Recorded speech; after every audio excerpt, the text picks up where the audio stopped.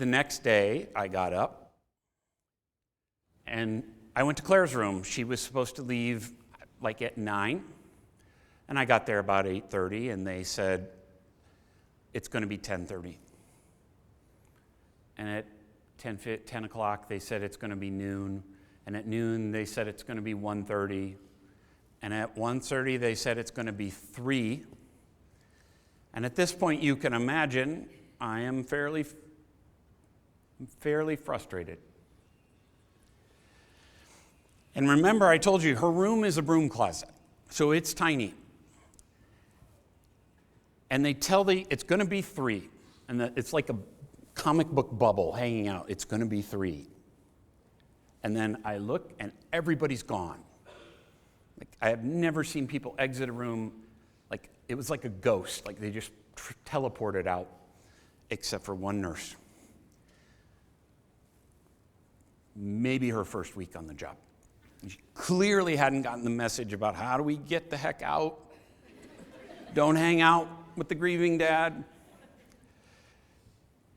And now I'm standing between her and the door. And she doesn't have anywhere to go. You're not in the audience, are you?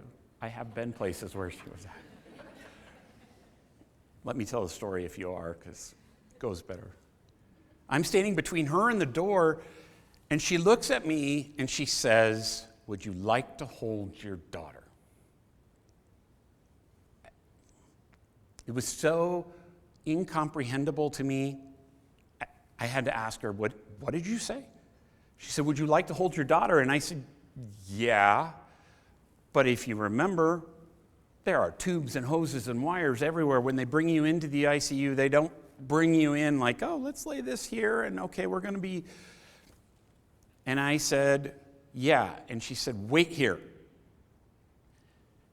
She went, she got 2 other nurses, and they came in, and they were standing there, and they were talking and whispering and pointing. And at one point, it seemed like 15 or 20 minutes. It was probably about 3. I tapped her on the shoulder, and I said, "I really appreciate the thought, but you really don't." And they all 3 snapped their heads and looked at me, just like my wife does occasionally, and said, "We're going to make this happen."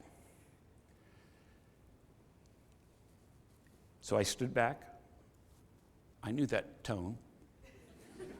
I'd experienced that tone a few times in my life. I stood back, and they finished up, and then they proceeded to engage in what I like to call the largest game of 3-dimensional Twister I have ever seen.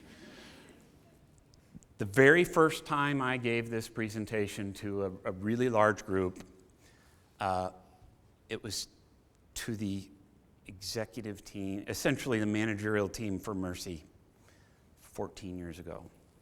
And I actually made them promise that nobody would get in trouble for violating quality or safety or anything else. Because literally at one point, somebody was holding something like this. I think it was a respirator, I don't really know. And somebody else had an IV pole with an IV on it, and she was stringing it, and somebody was holding other wires this way between the EKG machine. And they got it done, and they turned to me, and they said, "We're done." And I thought, you didn't do a damn thing. Like, I'm sorry, but... And then they said, "We're getting a chair." And they had this giant of a man bring a chair in because there was no chair. And they slammed it between the wall and the bed because there wasn't any space.